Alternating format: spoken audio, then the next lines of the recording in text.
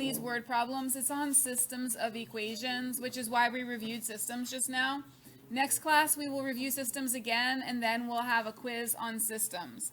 However, we're going to start something new, which is just some word problems, some applications of quadratic functions. They're not systems. It's just one quadratic function, okay? And we're solving word problems related to them. So this first one down here is about a cliff diver. We're going to save the warm-up problem. The warm-up problem is a system. We're saving that for later. And here are some tips for word problems. Read the whole word problem to make sure you understand what's going on. Think about the problem, what it's asking. So sometimes it's asking like for a highest point. Sometimes it's asking for a zero of the function. Sometimes it's asking for a certain value on the function. Write on the word problem. So you can actually like write on the picture. If there's a picture, that might help you. If there's not a picture, draw a picture and label it, and then check your work and make sure your answer makes sense. Okay? All right. Example A. Xavier X Machine Zuniga, the famous Mexican cliff diver, has been challenged to dive from a cliff that's popular with divers from Acapulco. It is only for the bravest of cliff divers because jagged rocks protrude from the side of the cliff underwater for half a meter. That's not that far, but you want to make sure you miss that. Xavier has to clear half a meter of rocks in order to survive the dive injury-free. On average, the X machine dives follow the quadratic equation, and here it is, y equals negative 16x squared plus 4x plus 4.5. Should he make the dive? All right. So the first question is, how far from the cliff does he enter the water? Is the water on the y-axis? Is the water on the x-axis? Is the water down here? What do you think? The x-axis, right, because on the x-axis the height is 0. So this here is the water. So if the diver is right here, and the rocks are right here, then we're looking for this x-intercept right here. Okay? So we're trying to find an x-intercept, and what's another name for an x-intercept? They have lots of names. You remember that? They're called x-intercepts, they're called roots, they're called zeros. They're called zeros. So to find the x-intercept, we're trying to find the zero of the function.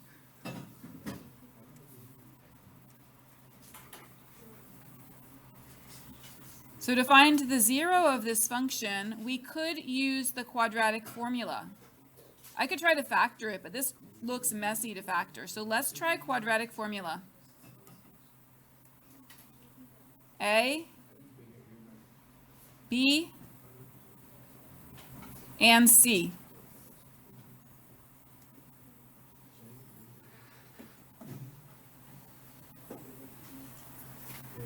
Remember this quadratic formula? Now, here's the nice thing. We can actually put this whole quadratic formula in our calculator at once, because even though the answer is going to be irrational, we actually want a number that is like a decimal approximation. I don't really know what the square root of 19 is in my head. So doing one that's a square root of 19 is not going to help me. Instead, I just want a decimal approximation. I want to know pretty quickly if Xavier X Machine Zuniga can make this dive or not, right? Before he just like jumps. So we're going to do this, and we're going to do this on the Desmos calculator, okay? And it's x equals negative b plus or minus. You can't put plus or minus into Desmos, but you can choose one. So plus or minus the square root, b squared, so 4 squared, minus 4 times a times c over 2a. Okay, I'm leaving that there for a minute, and then we're going to enter that into Desmos on your computer. Start by, sorry, I've missed my equal sign. Start by doing the division. That will give you that big fraction bar. Wait, what do you mean start with the like, So when you go into Desmos, press divide first. That will give you the fraction bar, and then you can start entering on the top. Remember, you can't put plus or minus in there, so choose one to do first, then we'll change it to the other.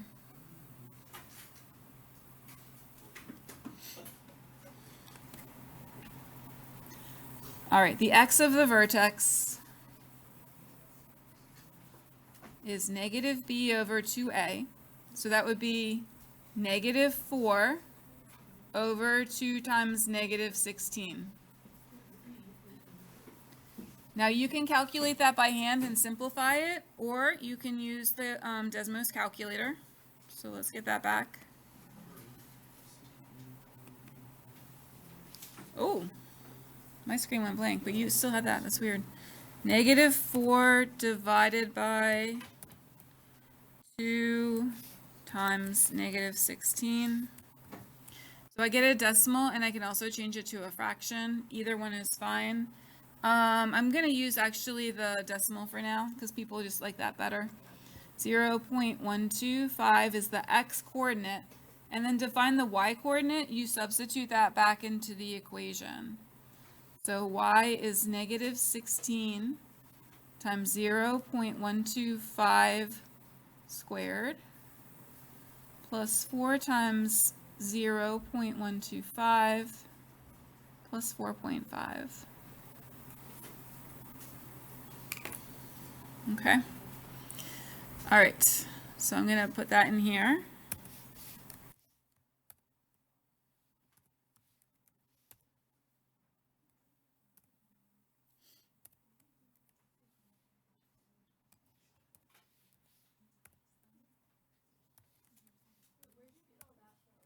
It's from the equation, the original equation.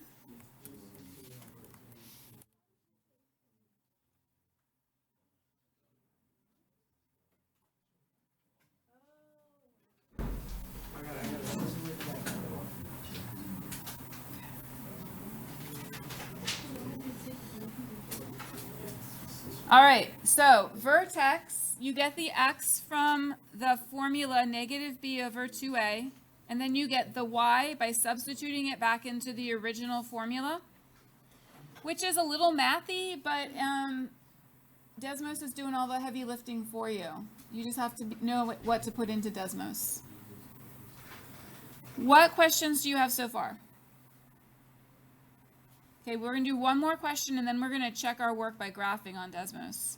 It says, how high was his original position on the cliff? So that's where he started right here. How high was his original position? So he started right here. This is our y-intercept. When you have a y-intercept, your x value is always what number? 0.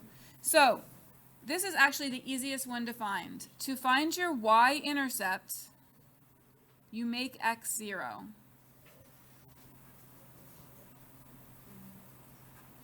So if I put 0 here and I put 0 here, I'm just left with 4.5, right?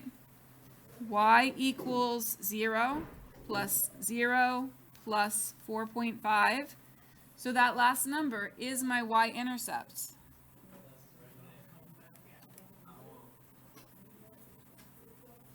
So he starts 5.5 meters high. All right, so we did all that work to solve it algebraically, but Desmos can help you check your answers with this as well. What we're going to do is we're going to graph his equation, this one, and we're going to find those same answers even faster on Desmos, okay? So press y equals on Desmos, graph his whole equation, and let's find those answers.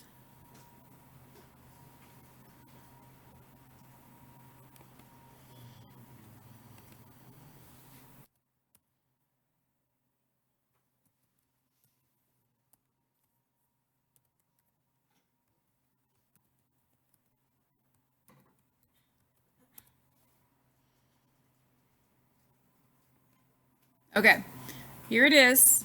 Here's the cliff diver. Look, there's where he started at 0, 4.5, you see? We did work to find it, but it was right there. Here's his highest point right here. It matches what we found, right? That his highest point was 4.75 meters high. And then when he hit the water, that was down here at 0.67. That's what we found as well. All right, so this graph from Desmos shows us graphically what we were able to find algebraically. All right, so this table here just reminds you that we can find x-intercepts, y-intercepts, and vertex algebraically, but let's also practice finding them on the graph. So the quarterback throws a football with an initial vertical velocity of 24 feet per second with his throwing arm 5 feet above the ground, and you see those numbers are part of the equation here. This is the equation that models the football. You can identify the A and the B and the C. Okay? But what we're going to do, since we already found numbers algebraically, is now we're going to just try to solve this graphically. So let's put this graph into Desmos and see if you can answer these questions. You can do it algebraically if you want, but I want you to try now doing this graphically. I'm going to put the graph in, and then I'm going to come around and see if anyone needs help. All right, guys, let's see how you've done with this so far. Some of you are very focused and some of you less so. Let's try to focus on the problem. So I took my Desmos and I marked these key points on my graph, and I'm going to try to sketch in a parabola to connect them. All right. Surely your parabola will look nicer than mine. But one thing I'm missing is labels on my axes. What is on my x-axis? My x-axis, is this years? It's time, but I'm not measuring in years. I'm measuring in what? Seconds.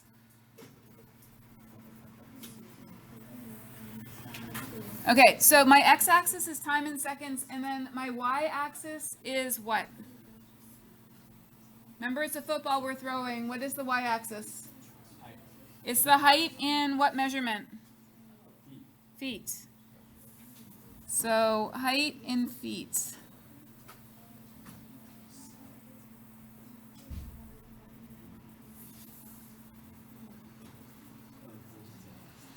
All right, how long does it take for the ball to reach its maximum height? So in Desmos, hopefully you are looking at this point right here.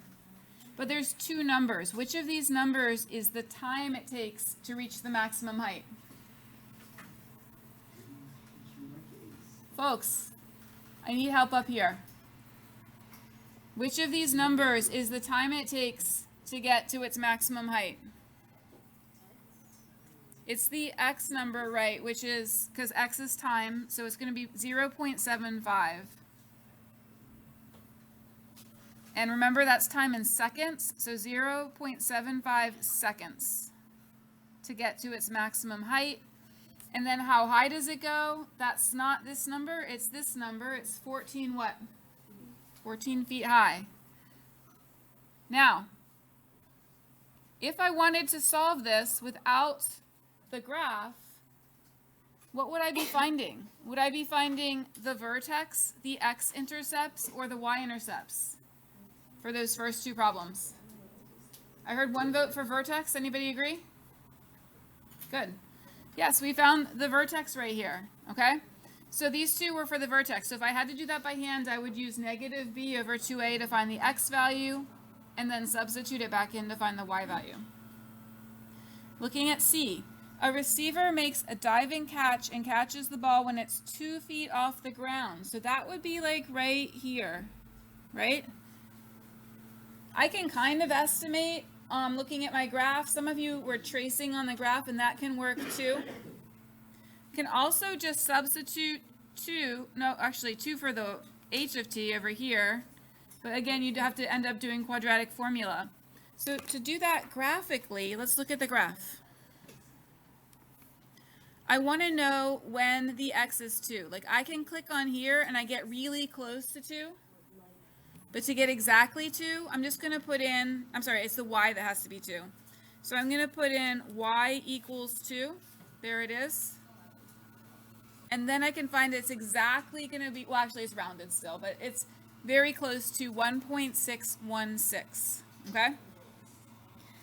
So by putting in y equals 2, I could find exactly when it was 2 feet high.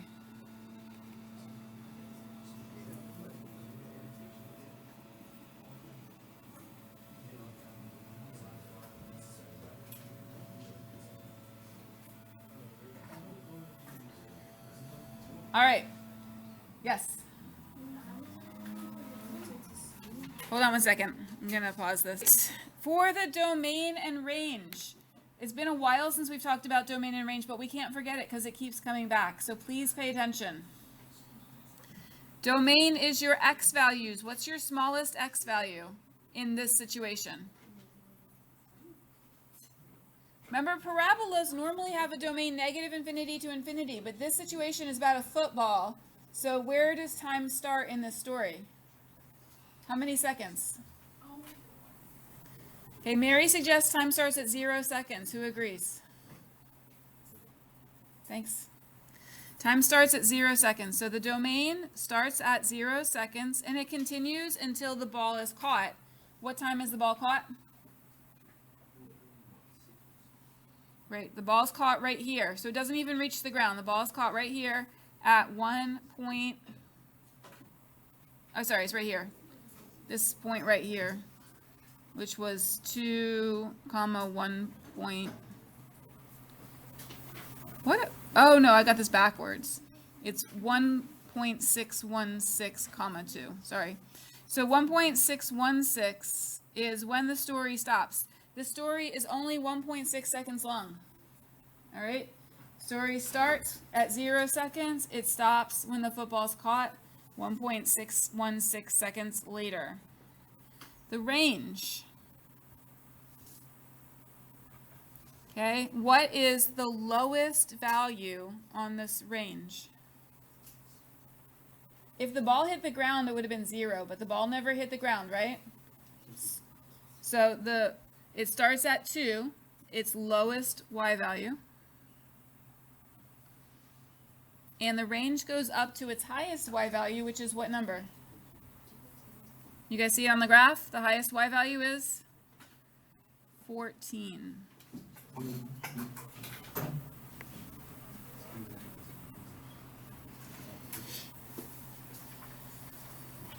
All right. This last one is a good one to end on thinking about. And you might not get your answer before class ends, but if you do, that's pretty good. If you don't, you might bring your answer to SS2. The question is, the product of two consecutive positive odd integers is 99. So what does consecutive mean? Kind of. Yeah, this means that they're next to each other, right? So if there's like a line of people, two consecutive people will be two people that are like right behind each other. But odd integers, so they both have to be odd. So what would be an example of two consecutive odd integers? Like 5 and 7. Yeah. 5 and 7 would be consecutive odd integers. So it says the product of two consecutive positive odd integers is 99. Find the integers. Some of you are going to do that in your head. We're going to show you an algebra way to do it as well. But give it a try. And that is the last thing for you to think about in class today. If you get an answer, you're done. But keep working on it till you do.